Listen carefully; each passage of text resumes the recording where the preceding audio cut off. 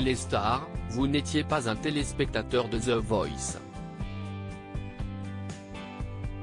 Qu'est ce qui vous a donc motivé à y participer? Morgane, je fais de la musique mais c'est compliqué parce que je me mettais moi-même des barrières.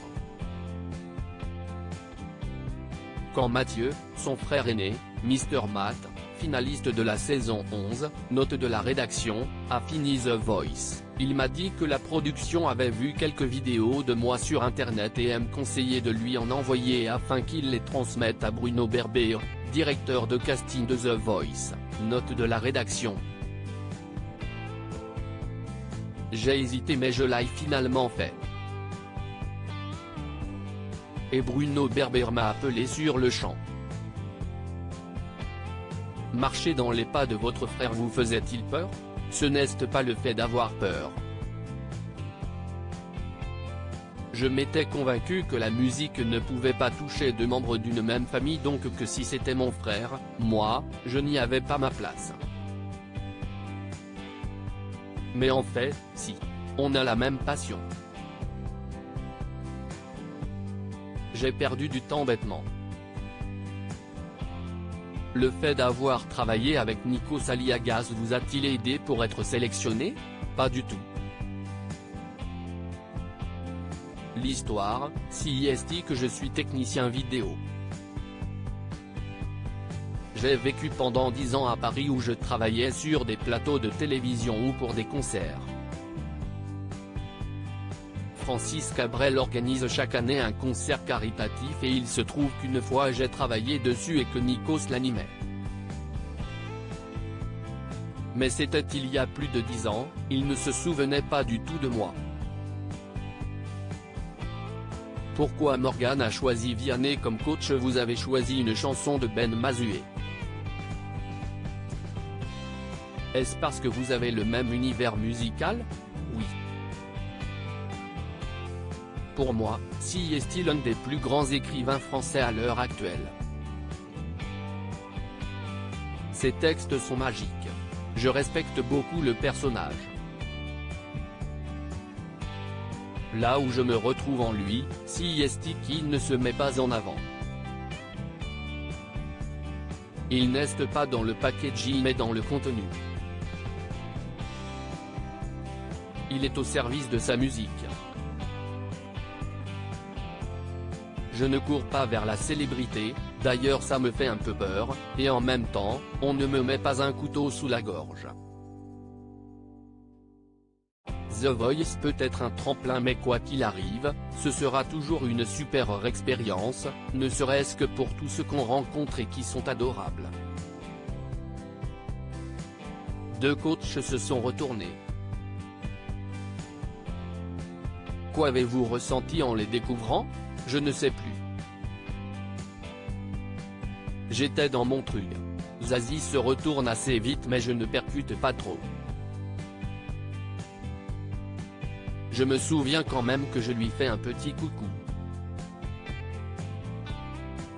Avant de monter sur scène, tu te dis que si personne ne se retourne, l'ego va en prendre un coup. Ma victoire a été là. Ils se sont retournés donc j'ai pris quelques personnes aux tripes. Aviez-vous déjà une idée de coach vers lequel vous tournez? Votre frère vous a-t-il guidé? Non, à aucun moment mon frangin m'a guidé ou m'a dit de faire quoi que ce soit, si ce n'est de suivre mes convictions. J'y suis donc allé avec un pragmatisme absolu. Avec le plus grand respect que je peux avoir pour ces coachs qui ont une carrière de ouf et qui sont tous talentueux dans ce qu'ils font, aucun d'eux n'était de mon univers. Ce n'est pas l'univers musical que j'écoute. Dans ma tête, c'était, je suis guitariste, je vais aller vers Vianney. Je ne vais pas raconter d'histoires farfelues alors que c'était aussi simple que cela. Il s'est retourné donc c'était cool.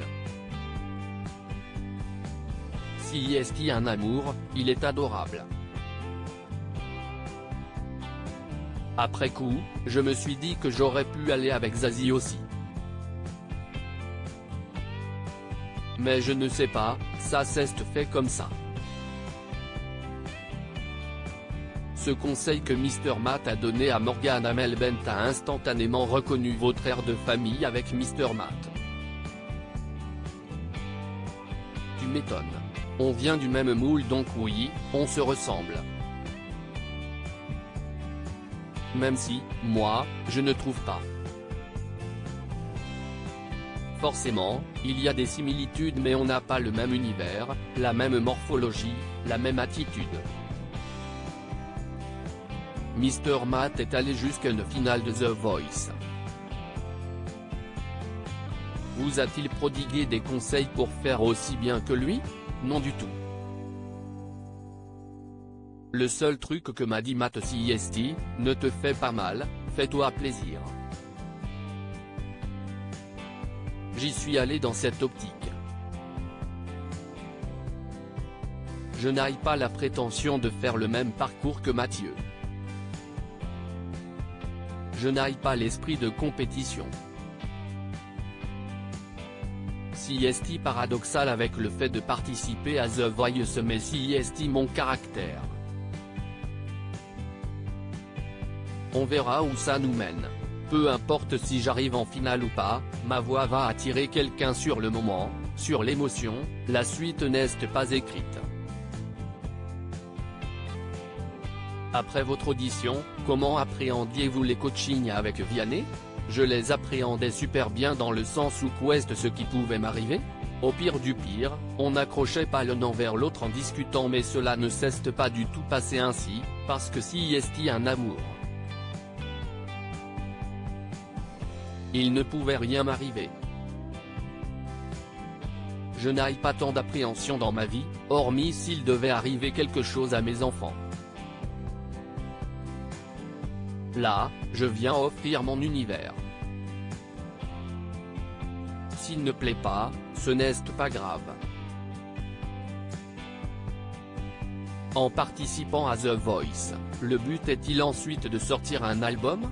Oui, bien sûr. J'ai un single qui va sortir avec un clip, qu'on doit encore terminer. Je ne suis pas sûr que la promo soit mon rayon. Je ne suis pas fort pour ça mais on verra bien comment cela évoluera.